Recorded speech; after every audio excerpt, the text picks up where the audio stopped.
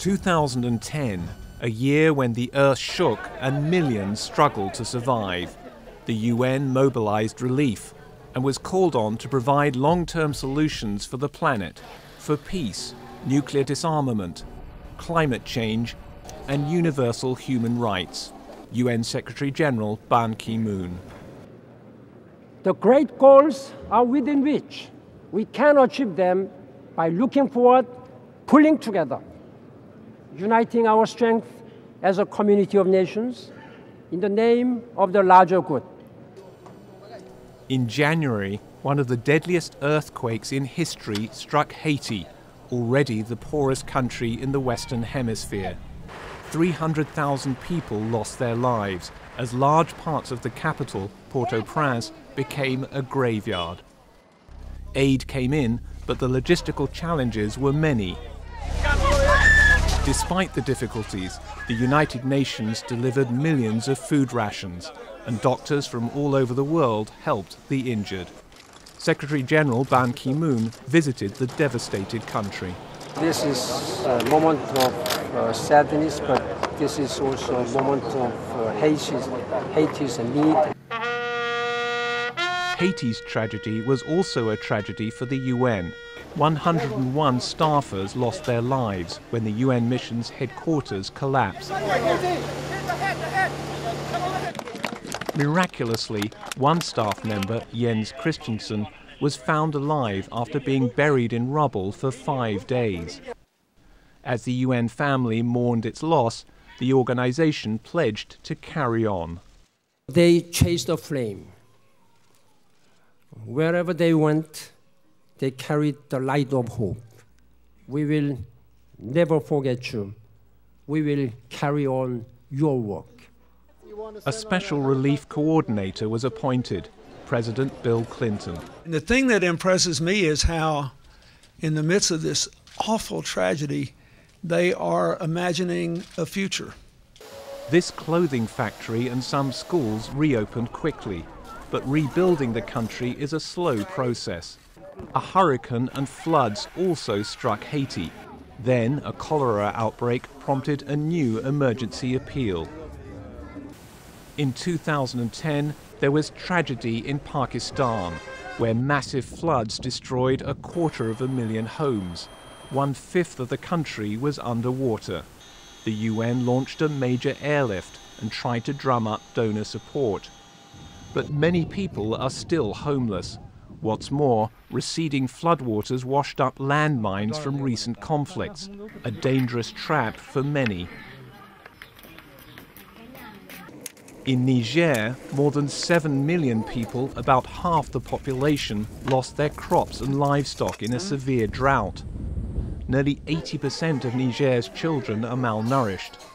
The World Food Programme rolled out emergency food assistance in Niger and neighbouring Chad to keep families fed through the lean season, when food is in short supply and prices go up. This year, more than 124,000 UN peacekeepers were deployed in 16 missions around the world.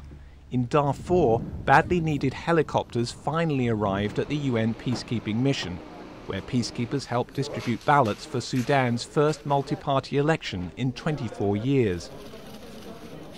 After decades of conflict, members of this remote cattle camp on the Nile River see the elections as an opportunity for peace. During the war, I thought that I was going to lose my life. Now we have peace in this land, and I don't want to die.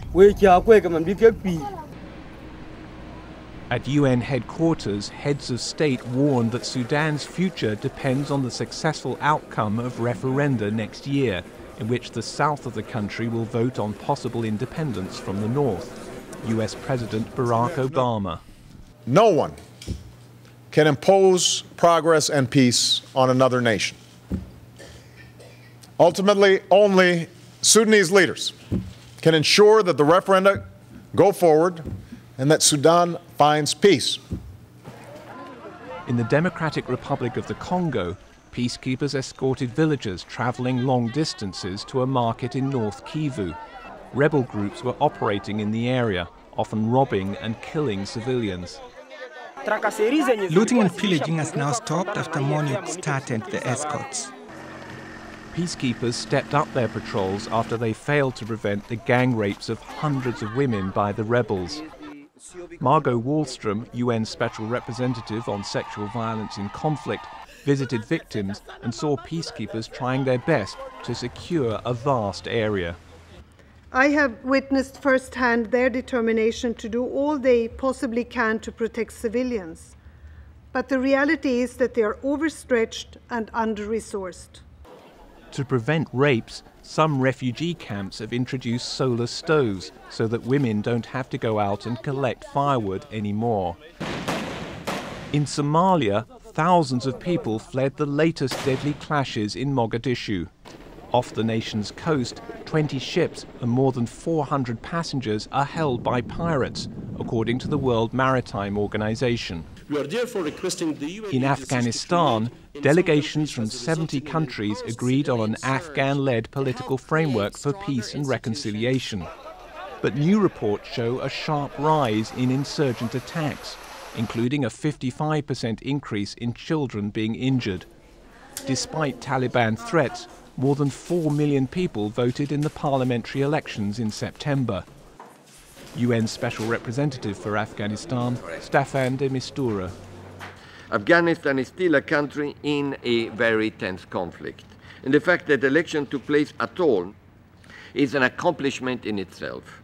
The Middle East Quartet urged all the principal players to keep the peace process between Israel and Palestine going. Israeli President Shimon Peres. We are now negotiating with the Palestinians in order to realize the two-state solution: a Jewish state, Israel, an Arab state, Palestinian. There is no other peaceful alternative to that conflict. Palestinian President Mahmoud Abbas. وما زالت أيدينا الجريحة. Our wounded hands are still able to carry the olive branch from the rubble of the trees that the occupation uproots every day.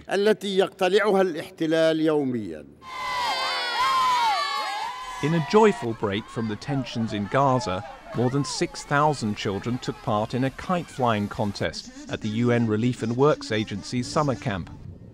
They set a new world record. 65 years after Hiroshima, UN Secretary-General Ban Ki-moon declared that it was time to free the world of nuclear weapons. That is the only sane path. In Prague, the US and Russia signed a new arms reduction treaty. And at the UN, the 189 member nations of the Nuclear Non-Proliferation Treaty agreed to cut nuclear arsenals in a series of small steps.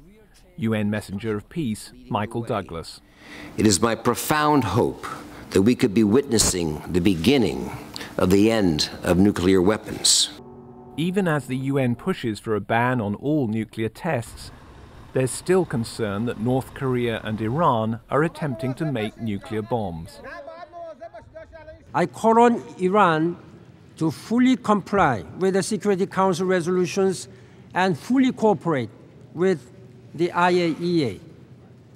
I encourage the Democratic People's Republic of Korea to realize the verifiable denuclearization of the Korean Peninsula. 2010 is the year of biodiversity. These orphaned gorilla babies in Congo lost their parents to poachers. Peacekeepers airlifted them to a nature reserve to help reduce illegal trading in endangered species. In Nagoya, the 193 members of the Convention on Biological Diversity vowed to halt the loss of the world's plant and animal species, increase protection for the world's vital ecosystems, and to share the Earth's genetic resources equally.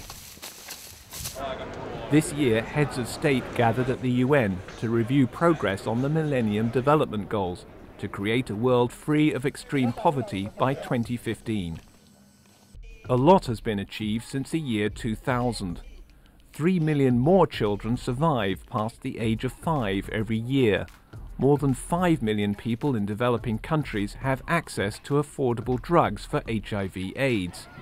And millions more boys and girls are going to school. For the first time in decades, significantly fewer women are dying in childbirth. Promoting the interests of women and girls across the globe, the UN created a new entity for gender equality called UN Women. With 1 billion people still hungry, the challenges facing the world are tremendous. The UN worked together with governments, the private sector, and even royalty. Queen Elizabeth II came to the UN more than 50 years after her first visit.